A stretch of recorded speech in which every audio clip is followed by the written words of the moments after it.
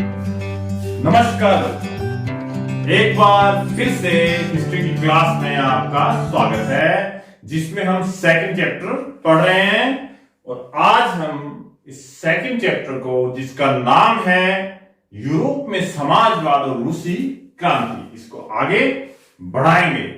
लेकिन इससे पहले याद रखेंगे कि अब तक हमने अपने पिछले वीडियो में इस चैप्टर के फर्स्ट पॉइंट सामाजिक परिवर्तन का युग, the age of social changes, इसके ऊपर बात की है। और इसके भी दो सबटाइटल 1.1 उदारवादी, रेडिकल और रूढ़िवादी, एंड 1.2 औद्योगिक समाज और सामाजिक परिवर्तन, the industrial society and social change. ये दो पॉइंट हम अभी तक पढ़ चुके हैं, तो हमें ये पाठ धीरे धीरे आगे बढ़ाना है। और आज जो हम टॉपिक पढ़ेंगे, जो हमारा 1.3 है, वो है यूरोप में समाजवाद का आना, the coming of socialism in Europe. तो अब थोड़ा थोड़ा आपको समझ आ रहा है ना कि कैसे हमें पढ़ाई करनी है। पॉइंट वाइज हमें इस चैप्टर को धीरे धीरे आगे बढ़ाना है। The coming of socialism in Europe, इसका मतलब है कि अभी तक आपने कुछ विचारधाराओं की बात की। पिछले वीडियो में आपने देखा कि उदारवादी कौन थे, रूढ़िवादी कौन थे, रेडिकल कौन थे। यहां पर हमें यह समझने की जरूरत है कि ये समाजवादी कौन थे। सबसे अगर आप कहें कि 19वीं शताब्दी के समय में यूरोप में किसी ने भी समाज को दूरगामी दृष्टि दी, या हम कह सकते हैं कि ज्यादा लोगों को प्रभावित किया, तो वो था समाजवाद, सोशलिज्म। वो समाजवादी ही थे। कौन थे ये समाजवादी? क्या कहते थे? समाजवादी निजी संपत्ति के विरोधी थे। ये इनकी सबसे बड़ी विशेषता है। अगर हमने इसको समझ लिया तो हम काफी कुछ समझ जाएंगे। दे वर अगेंस्ट पर्सनल प्रॉपर्टी। इससे पहले हमने जो 1.2 में पढ़ा था, औद्योगिक समाज और सामाजिक परिवर्तन, वहां देखा था कि जो रेडिकल्स थे और जो उदारवादी थे, वो पर्सनल प्रॉपर्टी के विरोधी नहीं थे। उनके बहुत से बड़े बड़े उद्योग थे, लेकिन समाजवादियों का ये कहना था कि सारी समस्याओं की जड़ ये पर्सनल प्रॉपर्टी ही है, इसलिए वो पर्सनल प्रॉपर्टी के खिलाफ थे। वो ये कहते थे कि क्या इससे क्या समस्या आती है? इससे ये समस्या आती है कि जब जिस व्यक्ति की प्रॉपर्टी होती है, यानी सीधा सीधा निशाना उद्योगपतियों पे था इनका, वो सिर्फ अपने फायदे के लिए काम करता है, वो उन लोगों के लिए नहीं सोचता उन लोगों के लिए वो काम नहीं करता या उनका फायदा नहीं देखता जो उसकी प्रॉपर्टी को उत्पादनशील बनाते हैं, प्रोडक्टिव बनाते हैं। यानी फैक्ट्री में काम करने वाले मजदूरों के बारे में फैक्ट्री मालिक नहीं सोचता। ये सीधी सी बात थी। तो ये इनका कंसेप्ट था। तो फिर समाजवादी कैसा समाज चाहते थे? भाई पर्सनल प्रॉपर्टी नहीं होगी किसी की, तो वो समाज कैसा होगा?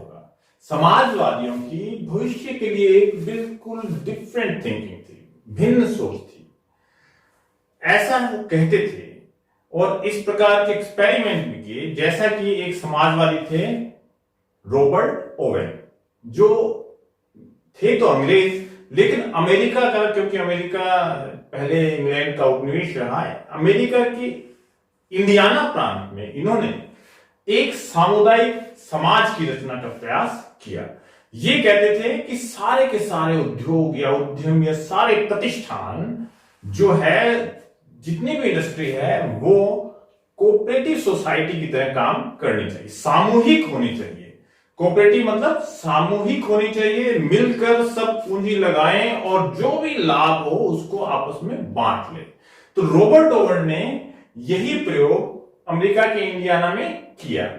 एक ऐसे ही फ्रांस के भी समाजवादी थे, लुई ब्लांक। उन्होंने भी फ्रांस के अंदर ये कहा कि सरकार को पूंजीवादियों को सपोर्ट करने की बजाय, यानी कैपिटलिस्ट जो होते हैं उनको बढ़ावा देने की बजाय कोऑपरेटिव सोसाइटीज को बढ़ावा देना चाहिए, सामूहिक उद्योगों को बढ़ावा देना चाहिए। जैसे सामूहिक खेत हो, सामूहिक उद्योग हो। ये लुई ब्लांक के विचार थे। रॉबर्ट ओवन ने तो जो अमेरिका में एक्सपेरिमेंट किया उसको कहा गया न्यू हार्मनी, एक तरह से ये उन्होंने नाम दिया।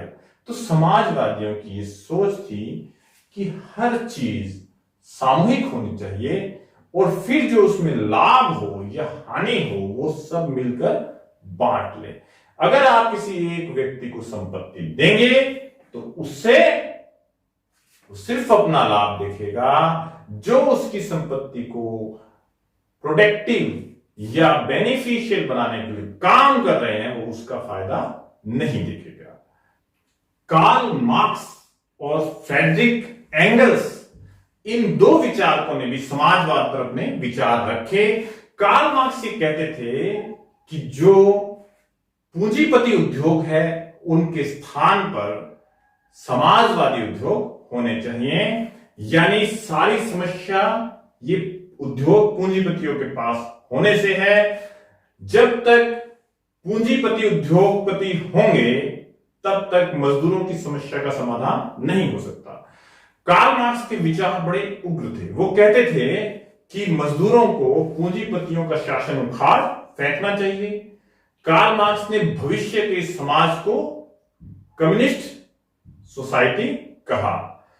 इस प्रकार ये यूरोप में समाजवाद से संबंधित विचार थे। सीधे सीधे शब्दों में बेटा आप ये समझ सकते हैं कि समाजवादी ये कहते थे कि कोई किसी की पर्सनल चीज नहीं होनी चाहिए, कोई प्रॉपर्टी पर्सनल नहीं होनी चाहिए, हर चीज कोऑपरेटिव या सामूहिक होनी चाहिए। कोई भी बड़ा अगर उद्योग है, कोई भी अगर बड़ा खेत है तो वो सब कुछ सामूहिक यानी गवर्नमेंट का होना चाहिए और गवर्नमेंट उसमें लोगों से काम करवाए, जो भी लाभ हो सब में सामूहिक बांट दे।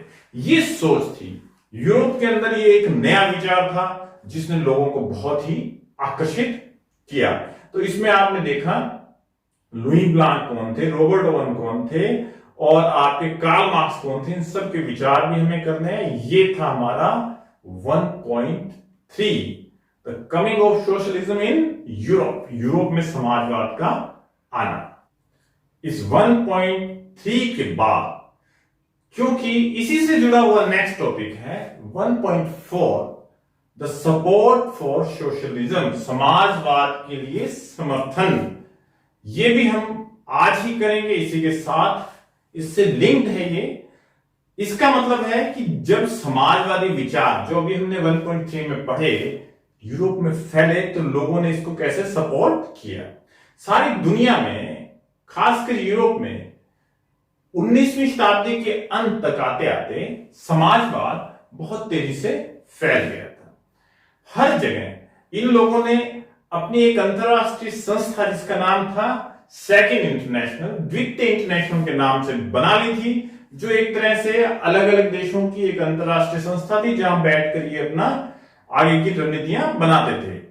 एक और बात ये ध्यान देने वाली है जो हमने पहले पढ़ी कि जैसे जैसे यूरोप के अंदर औद्योगिक समाज में परिवर्तन हो रहे थे, नए उद्योग स्थापित हो रहे थे या नए नए शहरों का विकास हो रहा था, तो कुछ मजदूरों की समस्याएं थी जो हमने पहले थोड़ा सा चर्चा की थी कि मजदूरों के रहने की स्थितियां खराब थी, काम के घंटे ज्यादा थी, उनकी तनख्वाहें या मजदूरी जो वेजेस हैं वो बहुत ही लो थे, कम थे। तो इस तरह की मांगों को लेकर जर्मनी में और इंग्लैंड में मजदूर संगठन बनने लगे और सरकार से इस तरह की मांग करने लगे। ऐसे ही जर्मनी में एक पार्टी बनी जो समाजवादी पार्टी थी और जिसका नाम था जर्मन सोशल डेमोक्रेट पार्टी। ये जर्मनी में थी। सोशल डेमोक्रेट पार्टी के नाम से ही आप कह सकते हैं इनके विचार समाजवादी थे। ऐसे ही आते आते 1905 तक इंग्लैंड में भी समाजवादी संगठन बनकर खड़ा हुआ और लेबर पार्टी की स्थापना हुई जो बहुत ही मजबूत दल के रूप में उभरा। इसके बाद फ्रांस में भी हमें देखने को मिलता है सोशलिस्ट पार्टी के रूप में समाजवादी संगठन। तो ये जो जर्मनी, इंग्लैंड और फ्रांस में समाजवादी पार्टी या समाजवादी संगठन स्थापित हो रहे हैं, इसका मतलब है कि दुनिया समाजवाद को समर्थन दे रही है। लेकिन फिर भी प्रथम विश्व युद्ध तक आते आते, जब आप पहला विश्व युद्ध 1914 में शुरू होता है, तब तक समाजवादी लोगों की कहीं सरकार नहीं बनी, वो कहीं पावर में नहीं आए, किसी देश की गवर्नमेंट पर उनका कब्जा नहीं हुआ। लेकिन ये लोग विधायिकाओं में या पार्लियामेंट में या रिप्रेजेंटेटिव के रूप में जाते थे और बहुत सी जगह डिस्कशन या डिबेट्स में हिस्सा लेके मजदूरों के लिए या लेबर क्लास के लिए बहुत से रिफॉर्म्स करवाने में कामयाब हुए। पहली बार समाजवादियों की सरकार बनी रूस में। इसीलिए कहते हैं रूस की क्रांति को समाजवादी क्रांति, द रशियन रिवॉल्यूशन।